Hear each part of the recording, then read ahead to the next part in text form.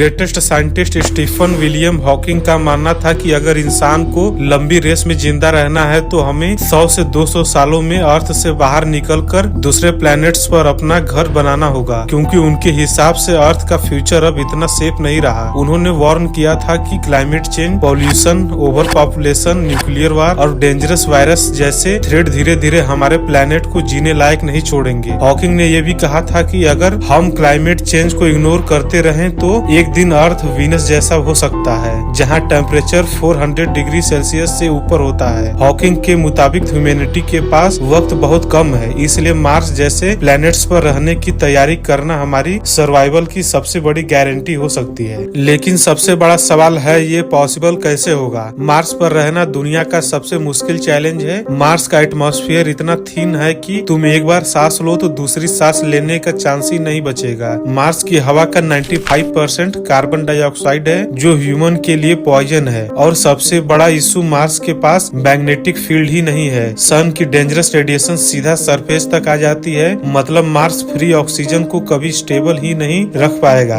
अगर हवा डाल भी दे तो वो सोलर रेडिएशन से उड़ जाएंगी। फिर भी साइंटिस्ट रुक नहीं रहे। स्पेस एक्स, नासा और दुनिया के साइंटिस्ट का एक ही ड्रीम है, मार्स को रहने लायक बनाना। उनका कहना है कि सबसे पहला स्टेप होगा 2030 के बाद छोटी रिसर्च कॉलोनी बनाना, जहां सिर्फ 20 से 50 लोग एक डोम में अंदर रहेंगे। ये बिल्कुल अंटार्कटिका जैसा होगा, जो प्लेनेट का सबसे टफ बेस है। बट मार्स तो अंटार्कटिका से भी ज्यादा डेंजरस है। फिर 2050 के बाद परमानेंट सेटलमेंट्स बन सकता है, बड़े बड़े ट्रांसपेरेंट डोम जिनके अंदर अर्थ जैसी हवा होगी, कंट्रोल्ड टेम्परेचर होगा, फूड ग्रो होगा, बाहर मार्स होगा, पर डोम्स के अंदर एक छोटा सा अर्थ। साइंटिस्ट के पास कुछ आइडियाज भी हैं, जैसे मार्स और सन के बीच एक giant artificial magnetic shield space में लगाना, जो मार्स को प्रोटेक्ट करेगा। अगर ये पॉसिबल हुआ तो मार्स का एटमॉस्फेयर डेवलप होना शुरू हो सकता है। ये सब चीजें करने में सेंचुरीज लग सकती है। अगर पूरी टेक्नोलॉजी मिल भी गई तो मार्स को अर्थ जैसा बनाने में 150 से 300 साल लग सकते हैं। और अगर हम सच बोले तो शायद मार्स कभी 100% अर्थ जैसा न बन पाए। और सारी चीजों का कंक्लूजन पे आए तो हमें अर्थ को ही सेफ रखना होगा, क्योंकि मार्स को कॉलोनाइज करने की संभावना बहुत कम है। अगर आपको ये वीडियो पसंद आई तो लाइक करिए और अपने दोस्तों के साथ शेयर करिए। मैं हूँ जय और यह था जर्नी ऑफ विजडम बाय जय। बहुत बहुत धन्यवाद।